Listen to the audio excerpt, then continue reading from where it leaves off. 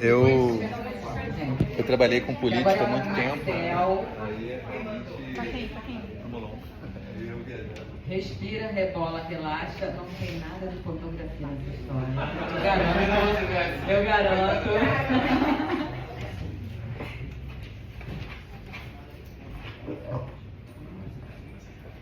Olá, obrigado.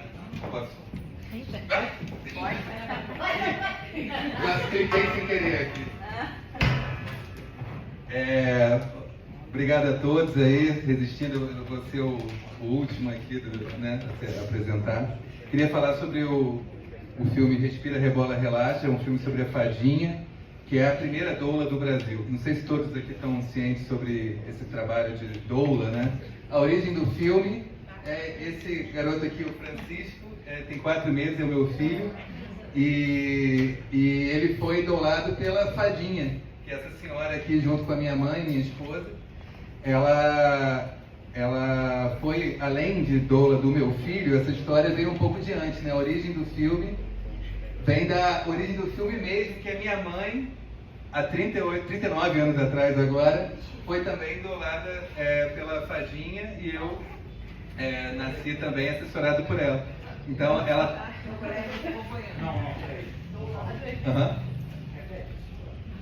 Meu filho, Francisco, agora esse ano, eu fiz yoga para gestantes durante a gestação com a minha esposa, e o meu filho nasceu doulado pela Fadinha, que é doulagem e assessoria na hora do parto, né, para facilitar ali o parto, várias técnicas que... É como se fossem as parteiras, né, só que uma coisa chamada doula, né? E aí... Há 39 anos atrás, minha mãe passou por esse mesmo processo também com a Fadinha. E ela é a primeira doula do Brasil. Desde 1978, ela está nessa frente, né?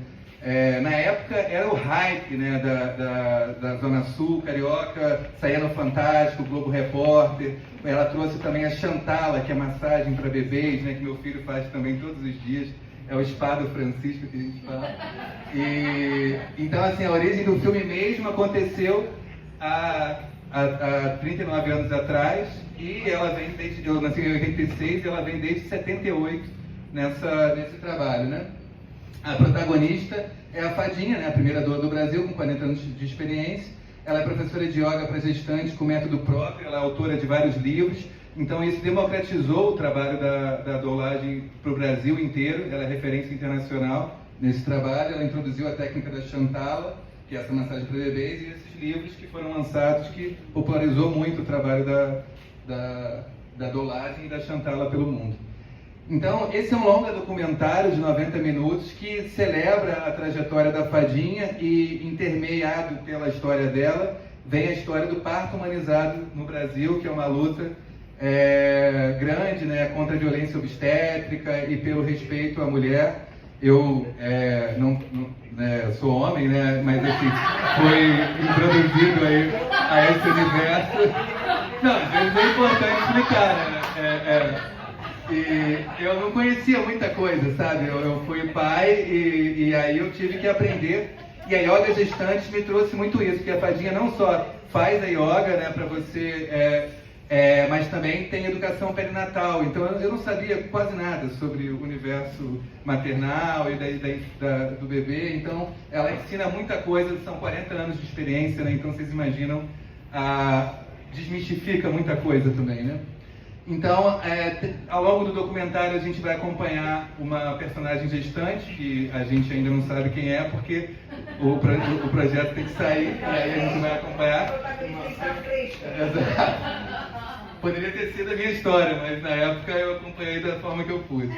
E ela foi doula de muitas pessoas famosas, né, como Camila Pitanga, Bela Gil, Tata Werneck, Cícera Guimarães, Alexandre Negrini, Renata Vasconcelos. E ela tem uma rede incrível de pessoas que conhecem ela, que vão ser entrevistadas. Eu vou passando mais rapidinho. E aí as referências visuais trazem um pouco, além dessas entrevistas, as coisas sensoriais, e mostrando o universo do parto como algo delicado e visceral também, e mágico, tudo isso que é uma experiência incrível, né? E aí tem muitos filmes de referência no Brasil. O renascimento do parto é uma trilogia que foi muito bem sucedida comercialmente. Tem vários outros também internacionais. O Buffy Story é o mais clássico, mais antigo, sobre doulas, né? Então tem esses elementos sensoriais, tanto de áudio quanto de... para não ficar só naquelas coisas das entrevistas, muito quadradas e tal. A gente vai falar também sobre um pouco dos conflitos que ela vive, né, na luta, enfim. E aí o público-alvo são esses. E a gente está agora com esse contrato com a Fadinha para fazer esse filme. A gente já tem um teaser de 5 minutos. O longa está em desenvolvimento e a gente busca essa coprodução, financiamento, parcerias em plataformas de streaming e tal. Acabou. Aí tem essa equipe e aí tá rolando isso. Uma mãe que está realmente muito apavorada. Respira, rebola, relaxa.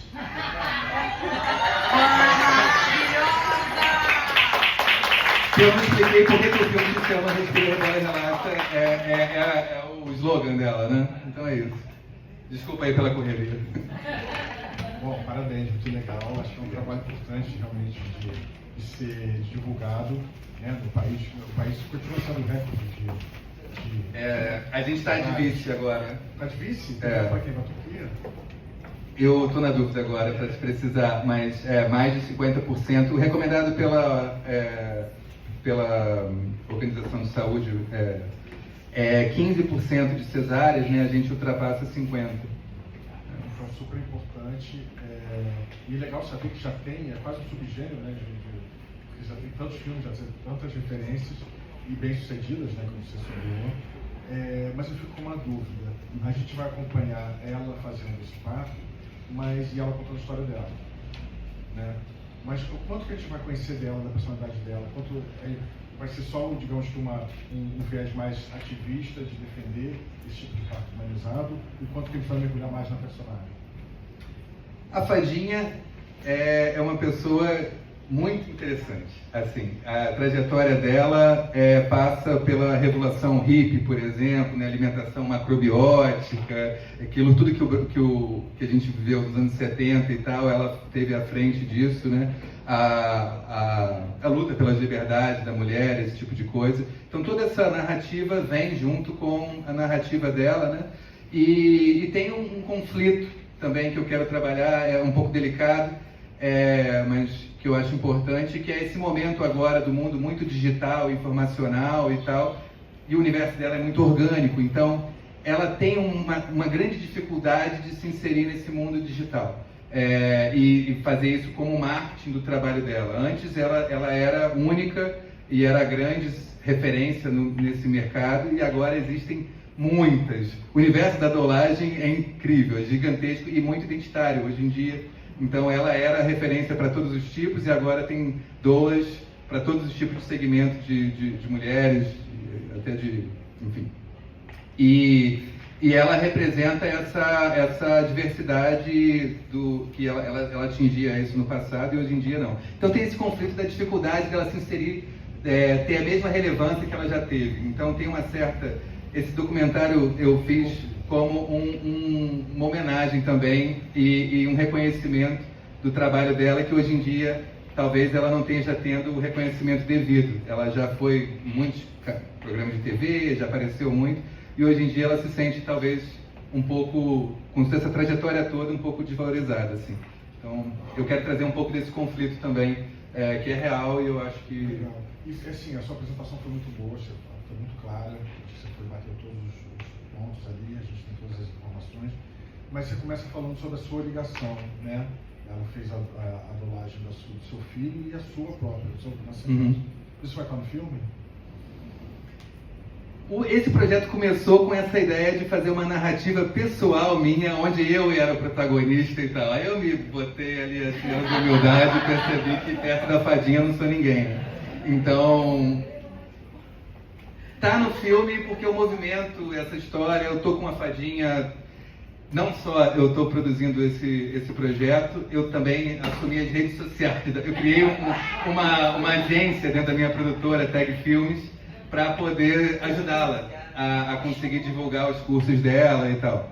Então eu tenho reuniões semanais com ela para poder ver o conteúdo dela, eu edito os vídeos dela, eu estou tentando movimentar, faço os eventos dela, então eu dedico um tempo considerável a isso. Então, eu não sei de que forma que eu consigo estar dentro do documentário, não tenho tanta clareza sobre isso, mas eu sou jornalista de formação e eu entrevisto as pessoas, né, do documentário, então tem muito de mim nessa condução, mas a minha história pessoal talvez esteja entre as várias histórias de pessoas que foram doladas por ela, são milhares, né? Então eu posso ser um dos entrevistados. É uma dúvida, tá? Não é uma certeza de jeito nenhum, eu quero até ouvir nos colegas aqui, mas é porque assim, você falou, tá muito claro na apresentação, que o filme tem tanta referência feminina, tão feminino, e que acho que vai ser inevitável perguntar, mas pô, porque um homem dirigindo, né? Então assim, eu não tenho certeza se isso vai ser um problema ou não. Mas então, mas aí. Mas a gente tem que saber. Não, eu me preocupei muito com isso e eu tive que passar rapidinho ali na hora da equipe, eu quero até enfatizar isso. E tem a Larissa Cal, é uma roteirista que está junto comigo. Eu fiz questão de ter essa presença feminina coproduzindo isso junto comigo desde o início. Ela mora na Inglaterra atualmente, mas ela está vindo para o Brasil. Lá ela é militante também da causa do parto humanizado. Ela é mãe de 3, então ela tem aí um tracking record dentro do universo melhor do que o meu. Então ela tá diretamente participando do filme desde o início. A gente entrou nos editais da FSA, da Rio Filme juntos. Então todo aquele trampo de pegar a documentação, de fazer as sinopses, tudo eu faço com ela. Então tem muito do olhar feminino. Não, pois é, legal, mas até isso, né? Coloquei aqui com provocação, ele já vai continuar, mas até isso. Então assim, ele é um do lado, mas a gente precisa saber disso talvez no filme. Ah, sim. Tem o pacto dele. Tem? Tô brincando. Olha só, eu queria te perguntar uma coisa. O filme fica me parecendo que ele fala muito diretamente com os já convertidos para essa opção. Isso vai ser, eu tenho amigas que são super na militância, então essas vão amar, vão se identificar e tal. Fico pensando, se para uma audiência maior, você me falou que você é jornalista, fiquei pensando se não tem o outro lado. Isso de duas formas. Eu imagino que as mulheres devem, algumas mulheres pelo menos, devem ter alguma hesitação, ter, né, um monte de pergunta, medo, se alguma coisa está errado, o negócio de ter um acesso a um hospital perto, blá, blá, blá. Eu sei que tem toda uma estratégia para isso, mas enfim. Então, acho que no casal, a dúvida deve ter, às vezes, os dois estão super afim, mas às vezes um sim, outro não. Então, acho que talvez seja rico. Porque também, imagina, um só comprar esse barulho, olha, eu vou bancar isso aqui, se alguma coisa errada. Eu acho que tem toda uma complexidade aí envolvida. E acho legal também, de repente, ouvir quem acha isso uma loucura completa. Quem acha isso uma loucura completa. A questão do parto humanizado. Você pode me ligar, eu estou qualquer hora aqui para fora. Mas que aspecto que você acha uma loucura completa? Uma loucura, eu acho que. Não é que ela acha, tem gente que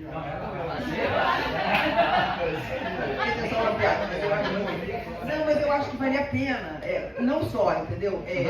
Fazer isso entre as pessoas que estão envolvidas, tomando uma decisão que é uma puta decisão, você sabe que você passou por essa decisão, e também com gente que acha isso uma loucura. Uma curiosidade, o parto do meu filho foi cesárea.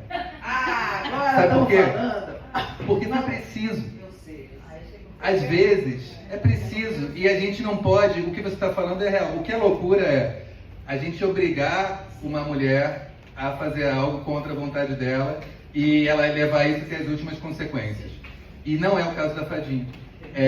Então, essa que é a questão que eu acho que você entende como loucura, que realmente é loucura mesmo, imagina. E teve um caso recentemente que saiu no Fantástico, que eu não tenho uma opinião formada, porque eu não conheço a obstetra especificamente, mas que reverberou muito nesse universo da obstetrícia natural e tal, de parto normal, que levou a óbito um nascimento, porque... mas que quando você evita a cesárea até as últimas consequências, e aí pode, assim como também tem um médico que está preso por uma questão de parto caseiro, e no Brasil é complexo isso, não é bem regulamentado. Então essas áreas são áreas complexas, assim, que eu não sei se o documentário vai conseguir abarcar tudo isso, essa parte de detalhar essa questão do parto se pode ou não pode fazer parto em casa e tal. Algumas coisas a gente tem que pensar bem, poder falar isso com propriedade. Porque senão fica chapa branca, né? O que a gente chama de chapa branca, né? Sim. Se você não colocar os conflitos que estão envolvidos nisso, né? Enfim, do outro lado, pode dar ruim, blá, blá, blá, fica a gente fala, pô, vai ser pró-fadinha. O que a gente quer falar é isso, que não pode levar o parto humanizado às últimas consequências. Humanizado é não levar às últimas consequências, né? É isso. Então, foi feito numa maternidade, então, o parto do seu filho? De emergência. Tipo assim, ele estava... Uma história que daria um filme. A gente estava fazendo um eco e aí, no meio ali do exame, o batimento começou a ficar muito acelerado, alterado, e ele saiu de lá direto. A gente ia para Barra, né, nossa maternidade seria lá, não deu tempo, teve que ir para Botafogo. Resumindo tudo, deu tudo certo, teve que ser uma cesárea ali emergencial, antes da hora e tal, ele não foi prematuro. Um dia depois dele ser prematuro, ele foi no primeiro dia ali que estava tudo certo. E nasceu super bem, ele estava ali naquela foto, é o menino mais lindo do mundo. Puxou o pai. Puxou o pai. Vem cá, mas em geral, e a fadinha acompanhou? Ela chegou lá correndo, baforida, meu Deus, sei lá o quê. Ela vira como se fosse, ainda mais no meu caso, né, ela é parte da família, assim, né? É um envolvimento muito visceral ali, porque, resumidamente, assim, yoga para gestantes é um curso ao longo da gestação inteira, 2 vezes por semana, 1 hora por semana, pode ser online ou presencial. No caso, no presencial é no mesmo espaço ali no Flamengo, desde a época da minha mãe até hoje. Então, assim, e aí tem todo esse conflito, ela quer manter aquele espaço, o aluguel está ficando difícil para ela manter sem ter tanta demanda de presencial. A maioria dos alunos dela hoje em dia são online, então, porque aí ela pode atender sem o limite geográfico, né? Então, assim, tem essa questão do acompanhamento que ela faz, que é muito ali visceral. Então, quando meu filho estava com alguma dificuldade no início ali para mamar e tal, ela abre uma videochamada e aí ela dá a orientação sobre como que a gente pode estimular ali a mama para ela não endurecer. Então, ela é, às vezes, uma mãe. Por exemplo, minha esposa, a mãe dela faleceu. E aí a fadinha entra muito nesse lugar de poder ser aquela pessoa experiente que acalma a minha esposa e que faz com que esse processo tenha sido bem mais facilitado graças a ela. Então, esse filme é uma celebração e um agradecimento de quem, desde o nascimento, deve muito aí ao trabalho que ela faz há mais de 40 anos. Então, é muito bonito, assim, né, ver?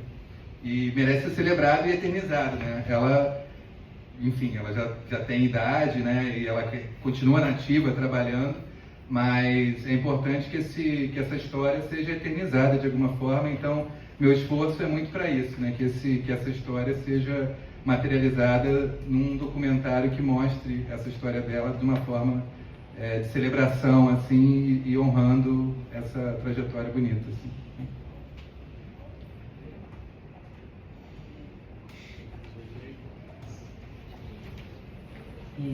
Bom, eu sem prestar o meu olhar militante de parto humanizado, eu fiz yoga para gestantes. Só que a Clara não nasceu. Não,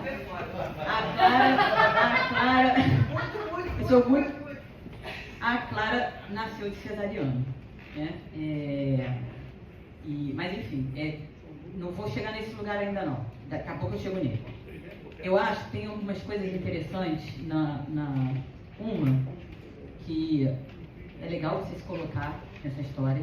Você não precisa ser a pedra, tá? Eu falo mesmo. Não tem dinheiro para isso, né? Hashtag falo mesmo. Não precisa ser a pedra, tá? Mas eu acho que é legal por 2 motivos. Você é homem. E o homem sempre esteve distanciado desse lugar do parto. Né? Seja cesariana, seja qualquer coisa. Quem sempre entrou com a mulher é a mãe, a sogra, não sei o quê. Você já é de uma geração que está mais próximo. Mas você, com 38, não sabe nada desse universo. do que se passa com uma mulher grávida, o que vai acontecer quando nasce e tal. Então, acho muito interessante você estar, sua voz está ali também. Além de você ter sido doulado, que é uma coisa linda, né? Isso, você ter essa ligação com isso, com essa relação do cuidado com o nascer. Aí, esse é o outro lugar que eu acho que é uma coisa bacana, que pode trazer os conflitos que a Helena está trazendo, que foge desse lugar do perigo, do horror, que é a gente, dentro dessa homenagem para Fadinha, o, sei lá, Michel Odan, o Heloísa Lessa, tem tantas pessoas que militam nesse universo e que são pessoas incríveis e tal, que elas já têm um conflito, né, diário, que é lidar com esse sistema e coisa, que é trazer uma reflexão que é assim, a gente pensa pouco amorosamente sobre o lugar do nascer. E o lugar do nascer é um lugar que determina muito a nossa vida, né? Esse lugar amoroso. Não que numa cesárea os filhos não vão ter, né? Eu acho que trazer um pouco dessa poesia, mas com o conflito filosófico, sabe? A gente está vivendo um momento de guerra, um momento horroroso e tal. E assim, como é que você traz isso com o conflito, mas sem ficar aquela coisa muito, pode crer, dos nossos pais, sabe?